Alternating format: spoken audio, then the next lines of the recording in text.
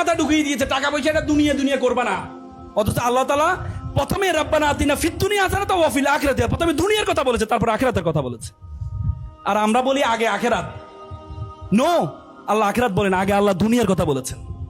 এবং আল্লাহ তাআলা যত জায়গায় বলেছেন ইন্নাল্লাহ ইশতারা মিনাল মুমিনিনা আনফুসাহুম ওয়া আমওয়ালাহুম বিআন্না লাহুমুল জান্নাহ, দেখবা যত আয়াতে বলেছে আল্লাহ তাআলা প্রথমেই বলেছে দান করার জন্য। প্রথমে কি বলেছে? দান করো, যে আমওয়াল, সম্পদ দাও, সম্পদ দাও। আর আমরা বলি যে সম্পদ না, দরকার নেই।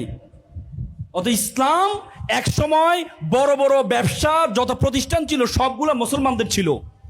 সিন্দাবাদ, আমরা দেখি না সিন্দাবাদ, সিন্দাবাদের যারা ব্যবসা করার জন্য এই অঞ্চলে আসছিলেন, এসে ইসলামের দাওয়াত দিয়ে গিয়েছেন। আর এখন মুসলিম জাতিকে আমরা ধরে নিয়েছি আমরা হচ্ছে ফকিরের জাতি, আমরা হচ্ছে ভোক্তা, কনজিউমার।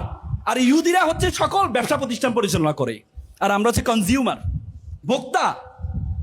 আল্লাহ রাসূল বলছে কাজাল ফাকরু ইয়াকুনাল কুফরান, দারিদ্রতা মানুষকে কাফেরের দিকে ধাবিত করে, দারিদ্রতা মানুষকে কাফেরের দিকে ধাবিত করে। আর আমরা বলি অর্থের প্রয়োজন নেই।